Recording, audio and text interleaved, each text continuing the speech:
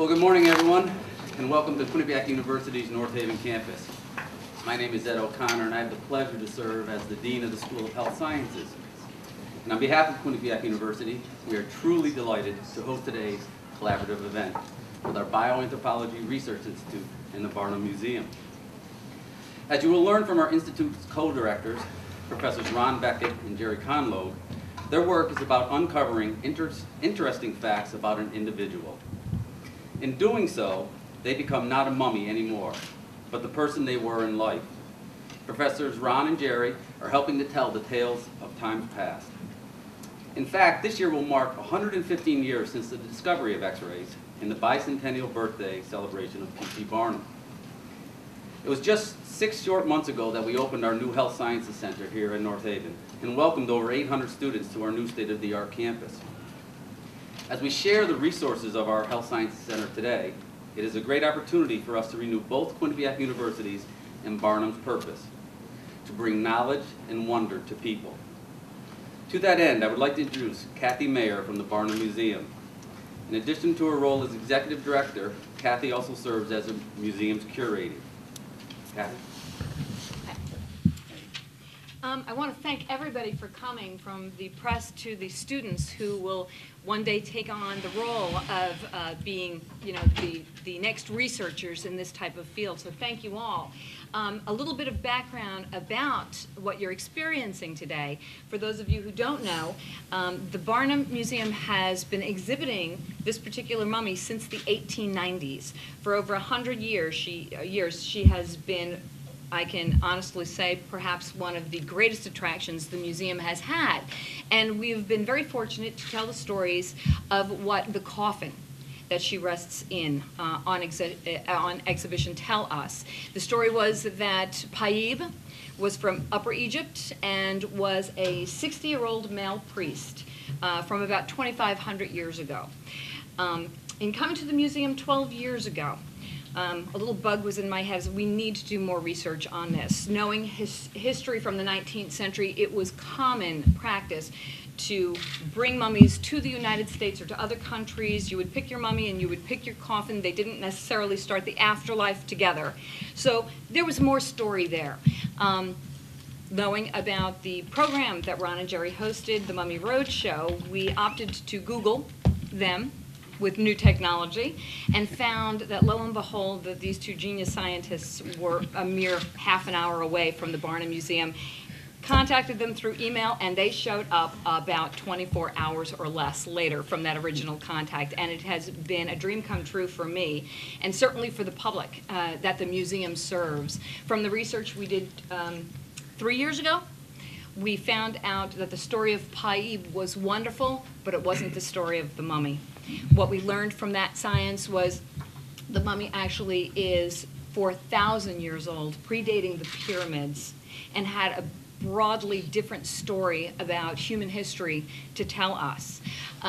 With the extraordinary advancements in technology and Toshiba's generosity to this university, we were graciously welcomed back by Quinnipiac to re-examine our 4,000-year-old mummy, which we also learned was a female. Working with the Getty Museum on a mummy that's comparable to one in their collection, as well as a mummy with comparable mummification techniques in Switzerland. Hopefully this will not just be a research project for the Barnum Museum or for Quinnipiac. This will be global research and advancement. And I am absolutely privileged to be a part of it, as is the Barnum Museum staff. And I'm thrilled that we're able to share it with everybody, and I hope the students today can take this back and maybe make it a part of their history. They'll find more stories. Thank you. All right, I'd like to just kind of give you a historical trip through Paib. We've prepared some posters here, so we're going to tell you what we know now and what we're trying to find out today. I'll let Jerry elaborate on our objectives for today, and then talk a little bit about the technology that allows us to do what we can today that we couldn't do 3 years ago, and why we can answer more research questions. So some of you were with us in that. Oh, I'm sorry. Thank you. I'm Ron Beckett. I was unidentified for a moment. Thank you very much. Ron Beckett, co-director with Jerry Conlogue of the Bioanthropology Research Institute at Quinnipiac University, etc. On this first plate here, you can sort of see the laser pointer. We learned quite a bit. We learned that Pa'ib had a lot of resin inside the body, and that made imaging difficult to get through these densities. If you look at this top plate here, you see all that gray matter in the chest and the abdomen. This is like looking at, it's a coronal section looking into the body. And in the pelvic area, there's a lot of resin. So that made imaging challenging to do the imaging right at the museum, as we did do some x-rays. Again, here's some more resin. Here's an endoscopic view of the resin, a resin globule actually inside the head. Now, as many of you know, Egyptians took the brains out through the nostrils in many cases. Typically, they'd break a bone right in the center up above the nose called the cribriform place, part of the ethmoid bone. But on Pa'ib, we found that they went a little bit to the side and actually broke through the upper orbit of the eye. And as you can see in some of these images, where that opening is, and it's quite large. So they were able to get the brain out, and then they poured resin inside the skull, which was typical. And there were two pourings, which apparently is typical as well. But both pourings were in the same orientation. As you see, it's in the base of her skull. Can you see the pointer all right, or should I point him out? Okay. Here at the base of her skull, you can see the density here is the resin. As you look closely, and as you'll see later with the advanced scanning, there are actually 2 layers of resin pouring. But what we can see from that image is that her body probably wasn't moved. It stayed in that supine position. After they removed the brain, they poured the resin in, let it set, poured a little more resin in. For what? Good luck, we don't know. Okay, move on now. We begin to look at her. So that's what all of these images are, about her mummification procedure. And that's what we learned 3 years ago. We also learned a little bit about her. We knew she was female. She was not a male priest, 60 years old. We had to do that using some technology, CT scanning with surface rendering technology, to actually try and focus in on the genitalia, which we were able to do. And it was female genitalia, ruling out the fact that it may have been a male. We found some pathology in the spinal column. You see these abnormalities here where I'm pointing. Again, you'll see them in a little more detail later on, but those are called Schwarl's nodes, and they can be caused by a variety of disorders that impact the spine. Her teeth were very worn down. We see endoscopically here there was food, there was sand in the food that she ate. I used to accidentally say they ate sand, but they didn't. It was just in everything. Sand in the desert is everywhere. So these are, again, some of the things we know. A nice CT image of those flattened teeth, endoscopic image here. Then, what's of interest to us today, we do know some things, but what we want to know is right here. What is this packet? There was a lateral incision made. Organs were typically removed, dried out, wrapped, packed in, coated in resin, put back in the body in some time periods in Egyptian history. Other times, those organs were put in a canopic jar and set after they're mummified and set and buried with the individual. So this helps us put this mummy into a time frame. For comparison, Jerry examined another mummy in Cazenovia, New York, at a library, and this little hazy density here is an example of an organ packet put back inside the body. So we use that for comparative analysis. Now, moving to Pa'ib, and one of the major questions we want to talk about, and I'll let Jerry address that in a second, is what is actually inside the packets that are inside Pa'ib. As Kathy mentioned, this is a part of a larger project involving the Getty Museum, as well as a mummy in Switzerland. And I'm going to turn over to Jerry now and kind of tell you our objectives for today and what you'll be learning with us right as you're here. Okay, we're really fortunate. 3 years ago, we used a Toshiba scanner, and it wasn't as advanced as the unit we have today. Along with the actual hardware, the software has really made tremendous advances in the past 3 years. Imagine if you go out and you buy a computer today, in about 6 months, it's obsolete. Well, in imaging, 3 years is a tremendous amount of time. So we've got much better resolution today. The way I like to think about this, within those mummified remains, the individual has all the secrets of what their life was about, whether they've had disease, what the type of work they did, what social class they may have come from. These are all secrets hidden within the body. The images that we got 3 years ago were just whispers compared to what we're going to get today. I mean, they're not going to be shouts. We haven't quite got to that point yet. But we're going to be able to clarify a lot of things that we learned 3 years ago. A little better indication about her age. Did she possibly have a child? The bones in their pelvis suggested that she may have. Or was it the way that she was wrapped that changed the bones in the pelvis? But we'll be able to look at that packet in the abdomen and see if there are any feathers. We have a kestrel that was mummified. It's a raptor, similar to birds that were mummified in Egyptian times. And we scanned that previously. And you can see the feathers on the bird. So when we look at this particular packet in the abdomen, if we can't see feathers, then this is probably not a bird. Or if there are no bones, little bones in the packet. Sometimes when they had these falcon mummies, and the Egyptians would mummify everything that was in their world, because they wanted to have the afterlife populated with everything that's in their everyday life. So they mummified cats and birds and crocodiles. They mummified all kinds of things. And sometimes these bird packets only had a couple of bones in it, but they were definitely bird bones. So we're going to be able to examine this packet with a lot of detail and see if there are any feathers, bones, or remnants of a bird in there. Ron had noticed that there may have been some calcifications in there. If there are calcifications within this bundle, it may have been calcifications that were in her lungs when she was alive. That's another bit of information. So even though we're going to collect this information today, it will probably take us several months to really go through all the data. We're going to have thousands of images. I would probably estimate we'll have 3,000 or 4,000 images by the time we're finished. That's a lot of images to go through. After the press conference, we'll go back down there, and David Bugg, who's the application specialist for Toshiba, helped out this week. He's down there now putting together all these 3D renderings, and we hope that they'll be of a quality that will knock your socks off when you go back there. But those images will all be ready when you go back down. Those are the things that you first look at. But to go through all those 3,000 or 4,000 images will take us a bit of time. May I tag back in for 1 second? You know me.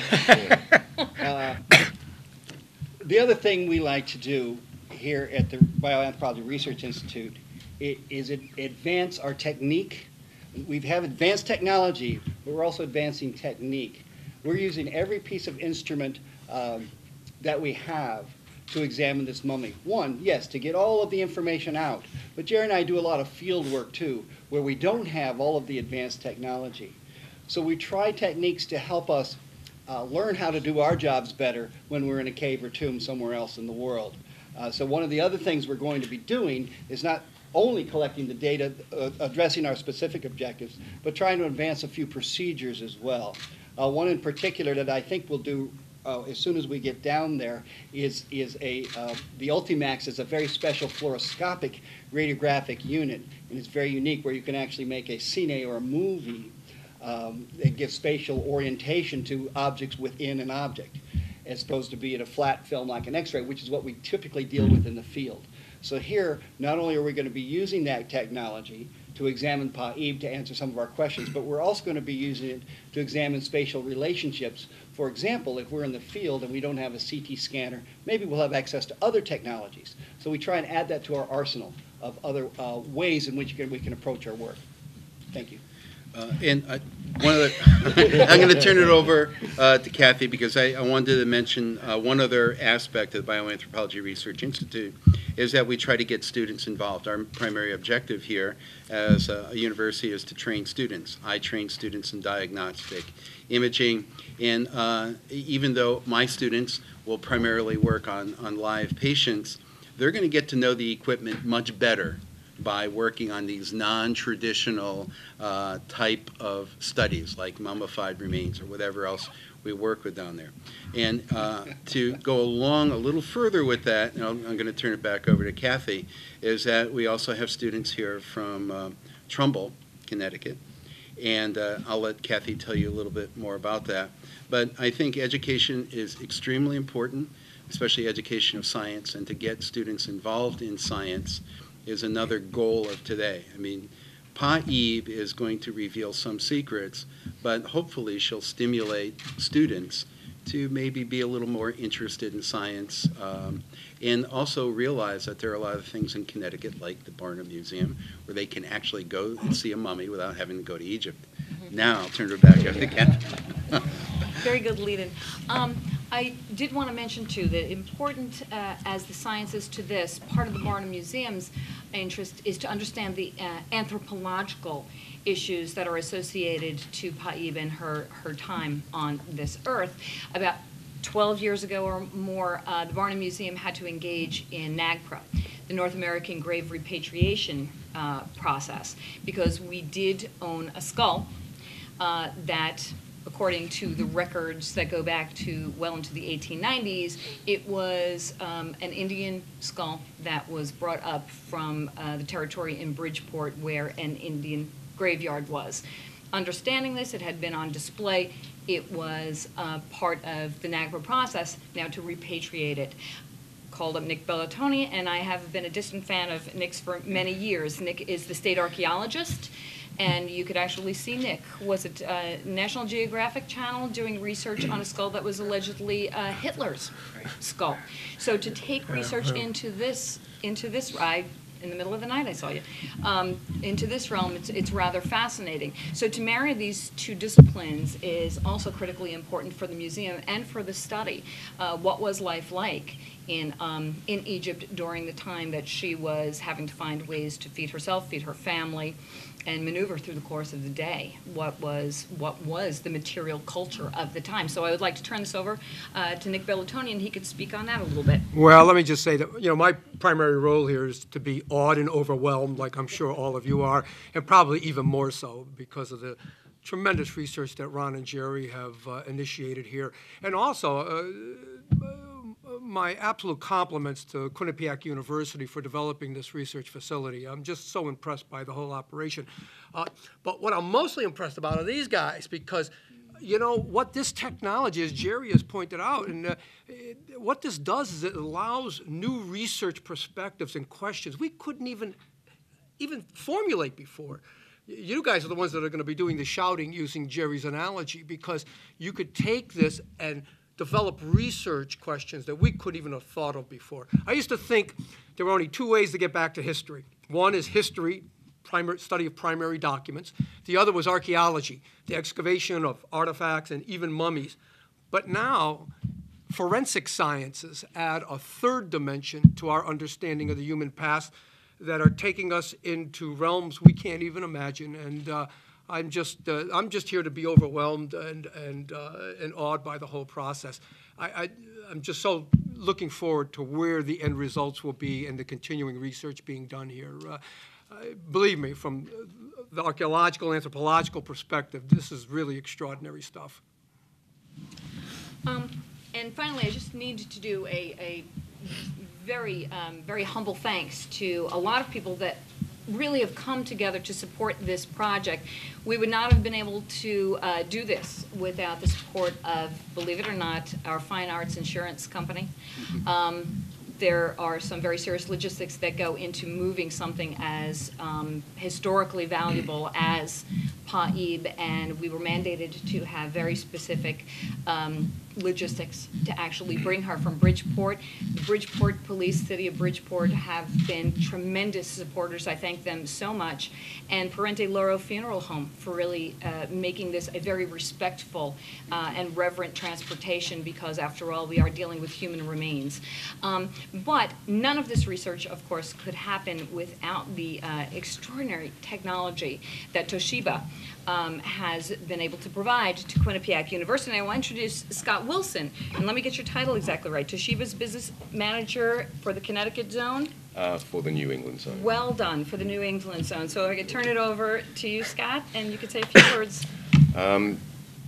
On behalf of Toshiba, we're very proud of the association that has developed with Quinnipiac University, and with the relationship that has developed.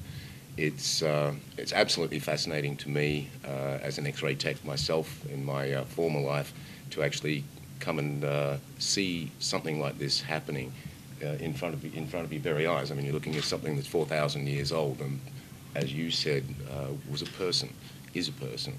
So Toshiba's very, very happy to be involved in this, and if anybody has any technical questions with regards to the technology that's being used, please feel free to ask. Okay. And I think on that note, we could break up and go back down to the lab so they can continue the scanning and the fluoroscopy. Am I And then correct? we'll reconvene for more questions, or Are do we you want to take any reconvening now? back in this room for more questions? Close to the By the imaging imaging rooms. suite. Okay, great. So you're all welcome to move back downstairs. Thank you all so much for coming.